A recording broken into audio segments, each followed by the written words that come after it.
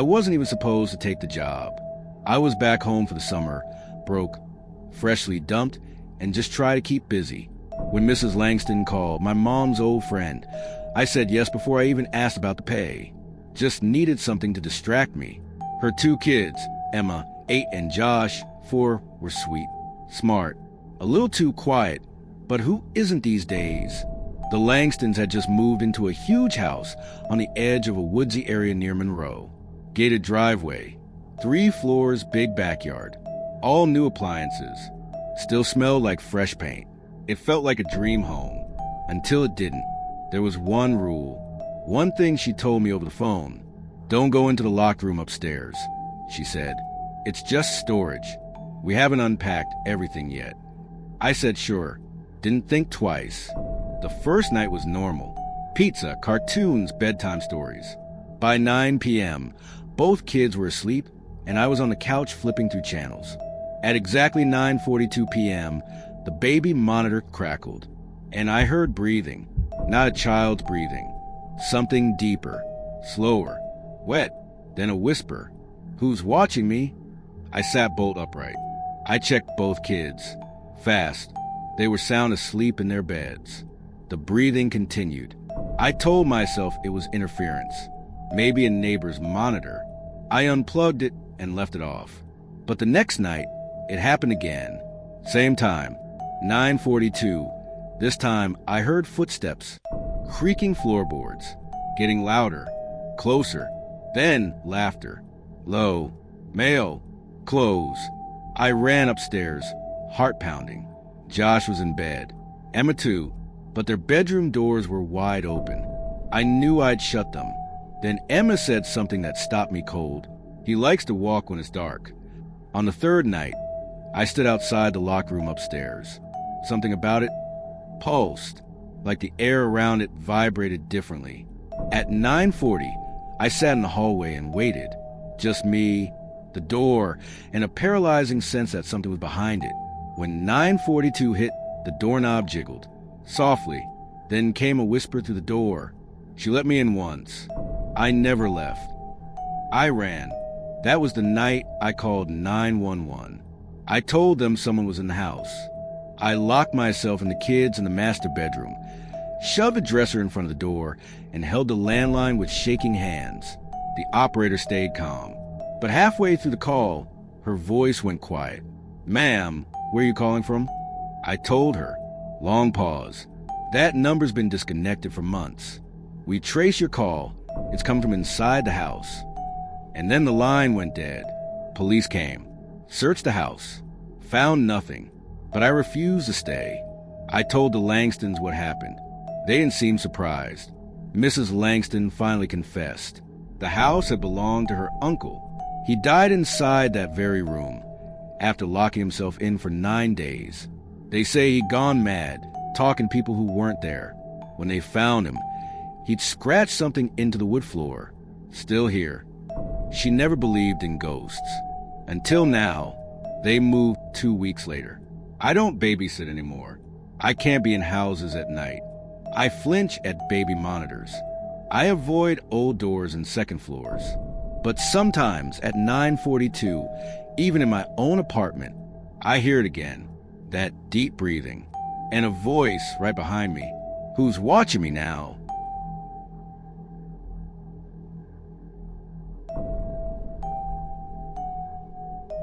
When Mrs. Harris called me that cold November evening, I almost said no. My head hurt from studying, and the idea of walking to the far edge of town in the biting wind didn't thrill me. But money was tight, and she was offering double my usual rate. I told myself it would be like any other babysitting job. I'd read a story, put the kid to bed, and binge shows on my phone until she got back. I had no idea that night would haunt me forever. The Harris house was different from the others in the neighborhood.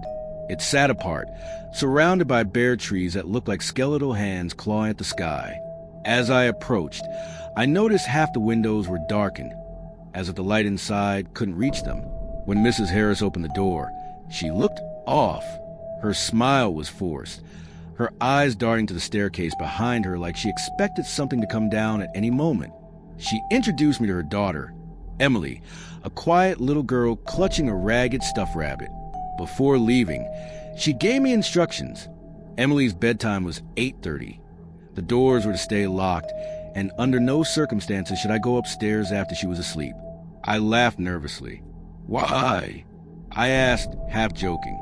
Mrs. Harris stared at me for a long moment. "Because it's better that way," she said softly. Without another word, she left, the front door shutting with an echo that seemed to linger in the empty house. Emily was easy to watch.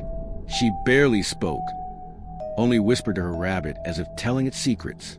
When I asked what she was saying, she just looked at me with those wide, solemn eyes and said, "She doesn't like strangers." "Who doesn't?" I asked, my skin prickling. "The lady upstairs." I forced a smile and told myself it was just a child's imagination, but I locked the doors anyway. By 9 p.m., Emily was asleep, and I curled up on the couch scrolling through my phone. The house was silent, except for the faint ticking of the hallway clock. Then creak, a floorboard groaned from upstairs. I froze, listening. Another creak followed, like slow footsteps moving across the second floor. My heart thudded in my chest. Maybe it was a house settling, I thought. Old houses do that. But the footsteps didn't stop. They paced back and forth, like someone waiting. I tried to ignore it, turning up the volume on my phone. Then came the whisper, so faint I thought I imagined it. "Who's watching my house?"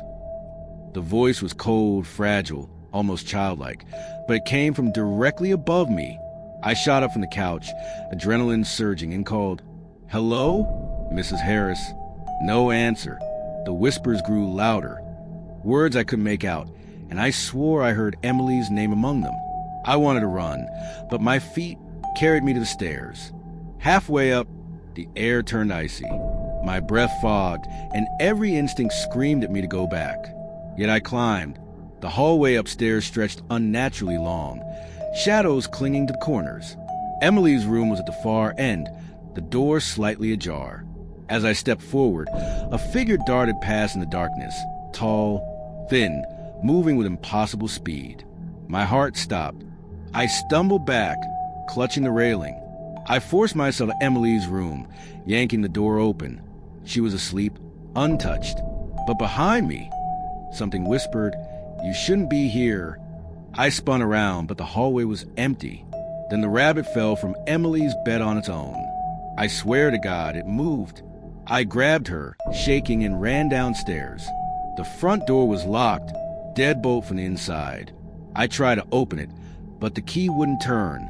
Behind me, the stairs creaked again, slow, deliberate.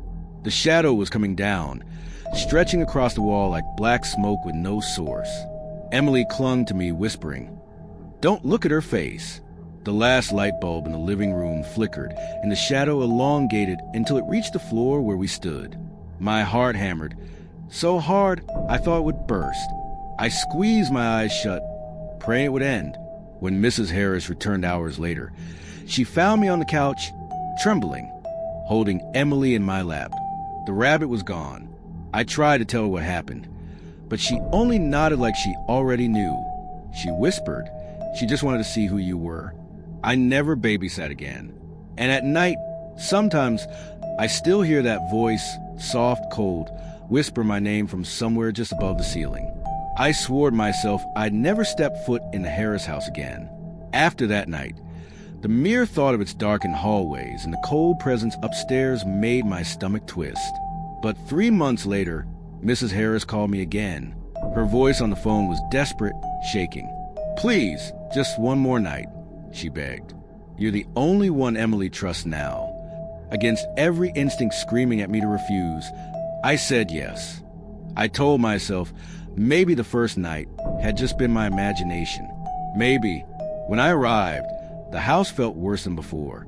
The trees seemed to crowd closer, their branches clawing against the windows. The air smelled faintly of mildew and something sweet, like rotting flowers. Mrs. Harris looked exhausted, her eyes sunken, her hands trembling as she handed me the key. "You remember the rules," she said quietly. "Keep her in her room. Don't open any doors upstairs. And whatever you do, don't answer if she calls for you from the dark." My chest tightened. Who's she? I asked, though I already knew. Mrs. Harris only whispered, "You'll see." Then she left, her car disappearing down the empty road, leaving me and Emily alone with the house. Emily was sitting in the hallway when I found her, hugging that same ragged rabbit. "You came back," she said in a small voice, not meeting my eyes. "Of course," I lied. "She's been waiting for you," Emily added. My heart sank. The night dragged on like a nightmare I couldn't wake from. The house groaned with every gust of wind, and the shadows stretched unnaturally long against the walls. I put Emily to bed early, praying the night would stay quiet. But around midnight, I heard the first whisper. It came from the top of the stairs, just like before, soft, luring. "Come upstairs." The voice was different this time, closer, sharper, like it knew my name. "Come see me." My throat went dry. I told myself to stay put, to ignore it, but curiosity is poison. Each whisper grew louder, more demanding, until it felt like the house itself was vibrating with the sound.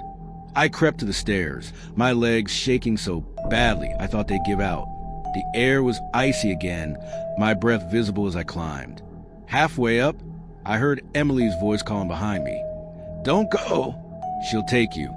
But when I looked back, she wasn't there. She was still asleep in her room. At least, I thought she was. At the top of the stairs, the hallway was wrong. It was longer than it should have been. The walls warped, the doors stretching tall and narrow.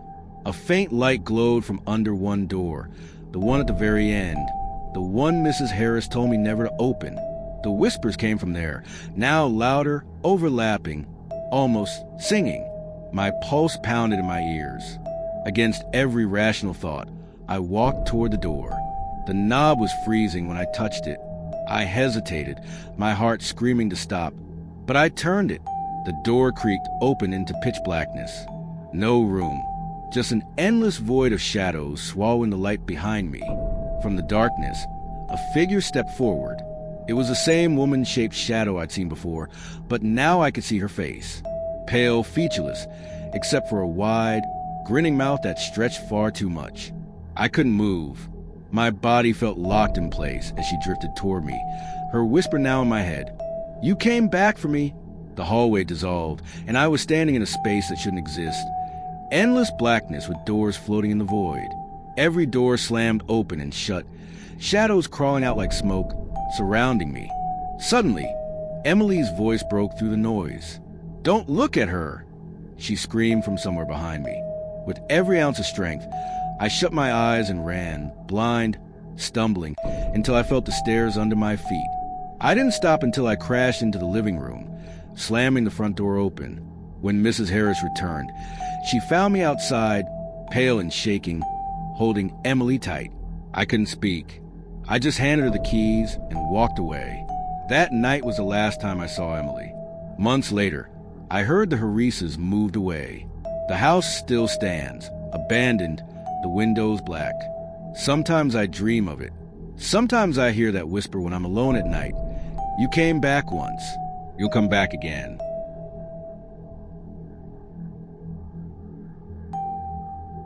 I was 17 and thought I could handle anything. Babysitting was my weekend gig. Easy money, no drama.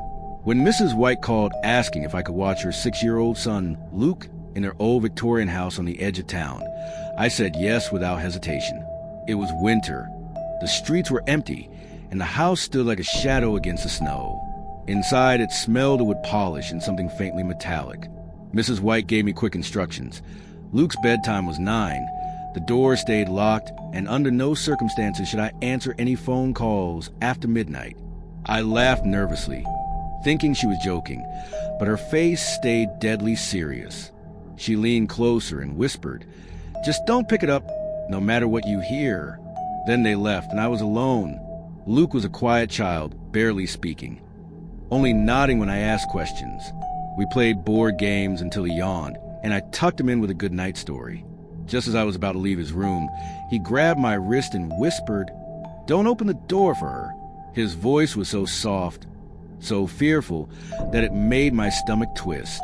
I asked him who she was, but he just pulled the covers over his head. I tried to shrug it off, but the unease stayed with me. By 11 p.m., the house was silent except for the occasional creak of old floorboards. I sat in the living room scrolling through my phone when it happened.